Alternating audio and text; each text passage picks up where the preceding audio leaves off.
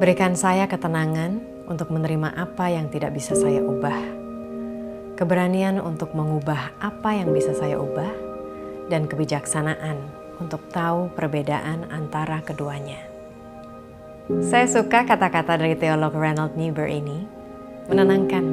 Ini selaras dengan aliran pemikiran yang beberapa tahun terakhir saya berusaha jalankan dalam keseharian. Stoikisme. Stoikisme membantu saya menjadi lebih tenang dalam keseharian. Stoikisme muncul pada zaman Yunani dan Romawi kuno, ditemukan oleh filsuf Yunani Zeno, dan dikembangkan sederet filsuf Romawi Seneca, Epictetus, dan juga Marcus Aurelius. Selama ratusan tahun, pola pikir ini populer baik di kalangan budak maupun aristokrat. Mereka menganggap filosofi ini sangat berguna dalam keseharian, karena mengajarkan mereka cara untuk tetap tenang, terutama ketika menghadapi situasi sulit tak terduga. Salah satu tujuan penting dalam stoikisme adalah penguasaan diri, self-mastery. Seseorang yang bisa menguasai diri dengan baik, cenderung tenang, tahan mental, dan punya emosi yang seimbang. Apa prinsip stoikisme? Penjelasan sederhana dari para stoik begini, kita hanya bisa mengendalikan apa yang ada dalam kendali kita, yakni pikiran dan tindakan kita sendiri. Apapun di luar ini adalah hal eksternal di luar kendali kita. Karena itu, yang kita bisa kendalikan hanya penilaian kita terhadap hal-hal eksternal ini. Hal eksternal yang dimaksud adalah semua peristiwa, situasi, atau tindakan dan perilaku orang lain terhadap kita. Contoh situasi, yuk kita lihat dari lensa stoikisme. Dalam dunia kerja, Anda berharap dapat promosi. Yang ada dalam kendali Anda adalah kualitas kerja Anda, waktu dan usaha yang Anda kerahkan untuk mencapai kinerja yang bagus dan hasil yang harapannya maksimal.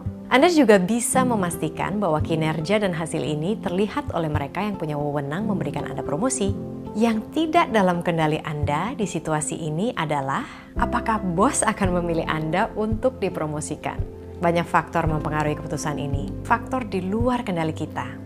Apapun itu, Anda hanya bisa memastikan bahwa perilaku dan tindakan Anda selaras dengan apa yang dibutuhkan agar dapat promosi. Semakin Anda mencoba mengendalikan apa yang di luar kendali Anda, semakin Anda frustrasi, kecewa, atau bahkan sakit hati ketika yang terjadi di luar harapan Anda. Jadi, tetap berusaha dan bekerja sebaik mungkin. Jika kinerja diapresiasi, syukur.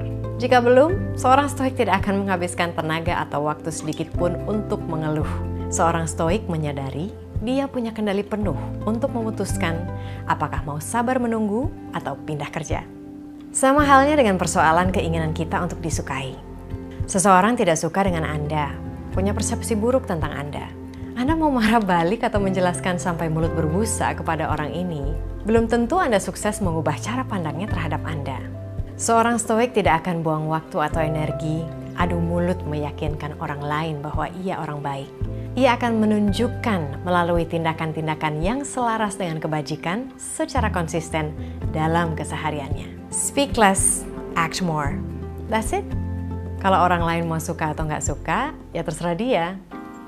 Dalam hidup, seorang stoik mengharapkan yang terbaik, tapi juga menyiapkan diri jika skenario terburuk terjadi.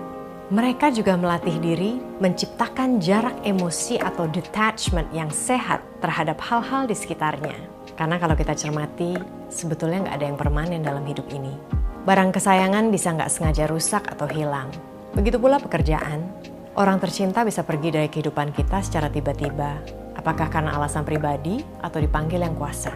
Begitu pula dengan kekuasaan, kekayaan, reputasi. Nggak ada jaminan pasti keberlangsungan hal-hal ini dalam hidup kita. Berjarak secara emosi tidak menjadikan kita manusia yang dingin atau nggak peduli. Malah sebaliknya, karena tahu betul apa yang kita miliki sekarang, orang-orang yang ada di kehidupan kita sekarang bisa hilang atau pergi kapan saja. Ini mendorong kita semakin menghargai dan tidak menyia-nyiakan mereka selagi masih ada dalam hidup kita. Bagaimana melatih stoikisme dalam kehidupan sehari-hari? Nantikan dalam episode On versus Mind, Stoikisme bagian 2.